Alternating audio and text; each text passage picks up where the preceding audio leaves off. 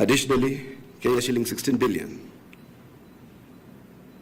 86,919,027.65 has so far been applied as stabilization in the financial year 2025-2026 to lessen the effects of the spikes.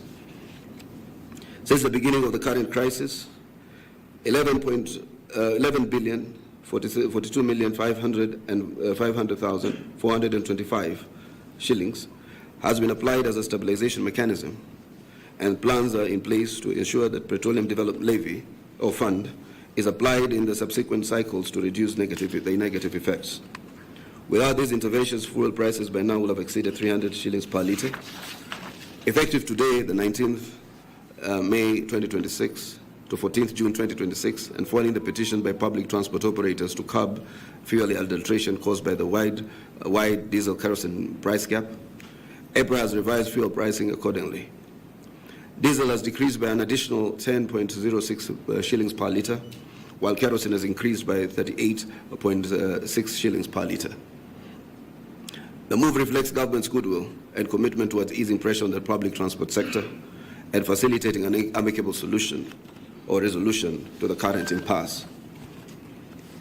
In light of the extraordinary geopolitical developments, the government remains fully seized of the matter and continues to confront the economic and strategic vulnerabilities arising from the rising landing cost of fuel with utmost seriousness and concern for the welfare and good being of the Mwananchi. In conformity with this constitutional duty of care to the people of Kenya, His Excellency President William Samoei Ruto has directed an interministerial engagement involving cabinet secretaries responsible for the National Treasury, Energy and Transport to urgently engage relevant stakeholders and explore additional interventions necessary to restore stability and normalcy within the transport and energy sectors.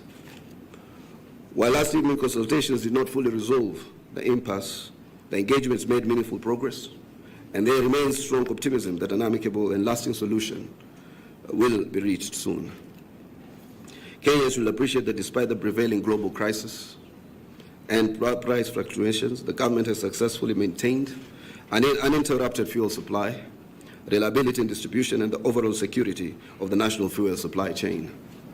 This remains critical to national stability, economic continuity, and public welfare, particularly at a time when some countries are rationing fuel through weekly consumption quotas, while others are facing severe shortages. We therefore call upon the citizens of this great nation to approach this matter with patriotism, sobriety, restraint, and national unity.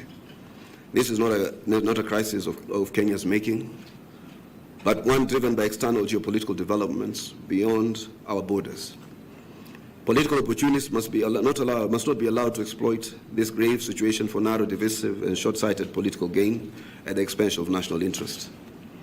While every Kenyan retains the constitutional right to peaceful assembly and demonstration, criminal actions including arson, obstruction of traffic, vandalism of public infrastructure, looting of businesses, robbery of motorists, and attack against innocent citizens going about their normal business shall not be tolerated and will be dealt with firmly in accordance with the law as assured by Cabinet Secretary Kipchumba Murkomen. The public is therefore urged to remain calm and patient as the government continues to evaluate additional measures aimed at ensuring fuel prices do not rise to levels that could severely damage the economy and the livelihoods of each and every respective Kenyan who will lead an ordinary life.